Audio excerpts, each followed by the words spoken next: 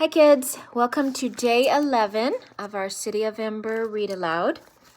In the part we read last time, Lena had been captured by the guards and taken to see the mayor who was lecturing her, and the lights went out and she was able to escape, and she ran up onto the roof of the prison room, or she's trying to get to the roof of the prison room.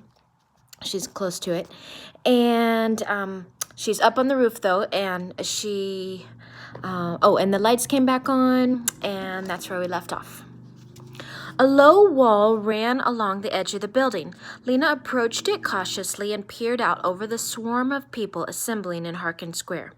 Directly below her was the entrance of the gathering hall, and as she watched, 2 guards dashed out the door and down the steps.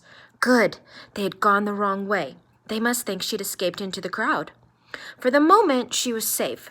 The clock in the tower began to chime. 3 great booms rang out. It was time for the singing to begin. Lena gazed down at the people of Ember, gathered to sing their songs. They stood so close together that she could see only their faces, which were lifted up toward the sky, with the hard, bright lights shining down on them. They were silent, waiting for the songmaster to appear on the gathering hall steps. There was a strange hush, as if the city were holding its breath.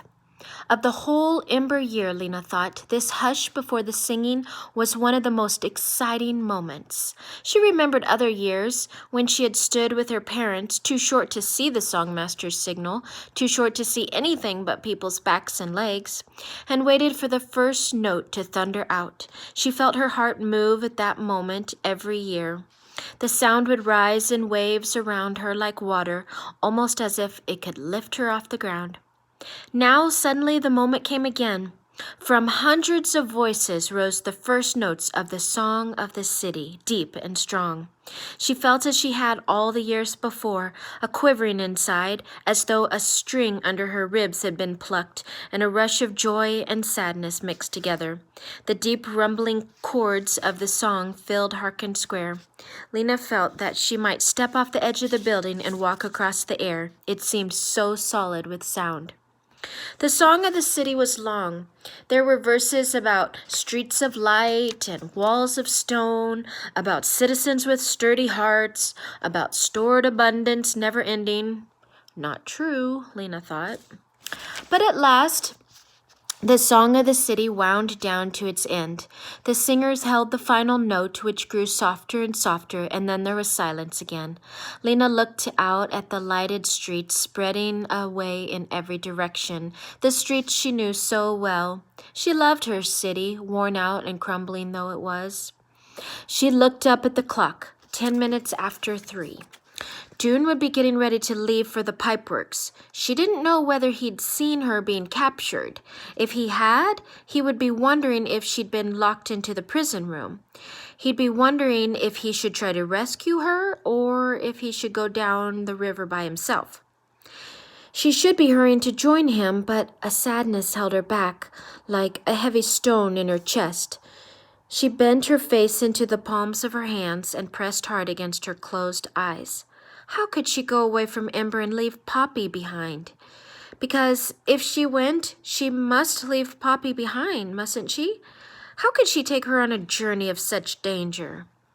The song of the river startled her when it began, the men's voices low and rolling, swelling with power, and then the women's voices coming in above with a complicated melody that seemed to fight the current. Lena listened, unable to move. The song of the river made her uneasy. It always had.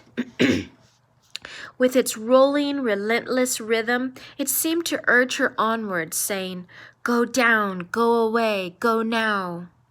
The more she listened, the more she felt something like the motion of the river in her stomach, a churning, sickening feeling.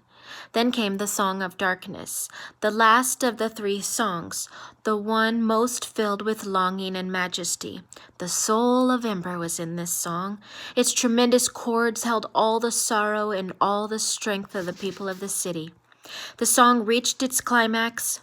"Darkness like an endless night," sang the hundreds of voices, so powerfully the air seemed to shiver. And at that moment, the lights once more went out. The voices faltered, but only for an instant. Then they rose again in the darkness, stronger even than before. Lena sang too. She stood up and sang with all her might into the deep, solid blackness. The last notes echoed and faded into a terrible silence. Lena stood utterly still.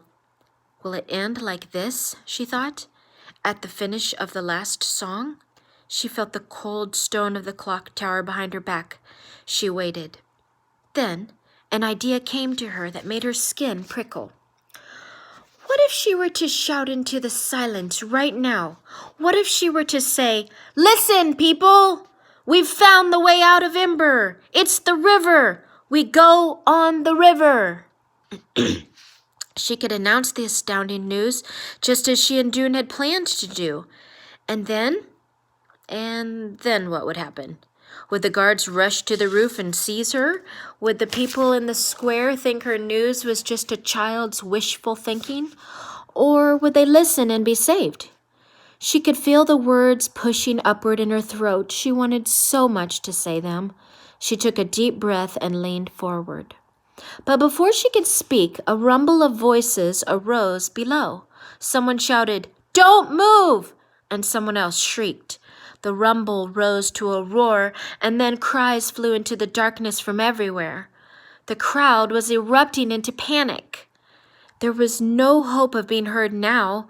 Lena clutched the edge of the clock tower as if the tumult below might cause her to fall. She strained her eyes against the darkness. Without light, she could go nowhere.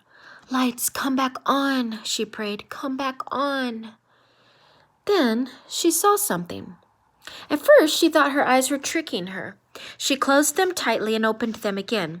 It was still there, a tiny point of light moving. As she watched, it moved along slowly in a straight line. Then it turned and moved in a straight line again. Was it on River Road? She couldn't tell, but suddenly she knew what it was. It was Dune with a candle. Dune going toward the pipeworks in the dark. And she wanted to go too. She could feel it all through her, the urge to run and meet him and find the way out of Ember to the new place. She listened to the shouts and wails of the terrified people in the square below. She thought of Mrs. Murdo down there in the dark being bumped and pushed, with her arms wrapped tightly around Poppy, trying to protect her. And all at once, everything seemed clear. Lena knew what she would do. If only the lights would come back on. If only this was not the very last blackout in the history of Ember. Watching the tiny light following its steady course, she made a wish with the whole force of her heart and mind. Then the floodlights flickered. There was a great cry of hope from the crowd. Then the lights came on and stayed on. Lena ran to the back edge of the roof, dropped easily down onto the roof of the prison room, and seeing no guards in the crowd that was now streaming into the street, she jumped from there to the ground and joined the throng of people. She made her way down Greystone Street, going at the same pace as everyone else so she wouldn't stand out. When she came to the trash can enclosure behind the gathering hall, she squatted down and hid. Her heart was beating so fast, but she felt strong and purposeful now. She had her plan. As soon as she spotted Mrs. Murdo and Poppy on their way home, she'd put it into action. And that's all for today. Sorry, we'll stop at the end of the chapter though, and we'll start chapter 17 next time. Chapter 17 is called Away.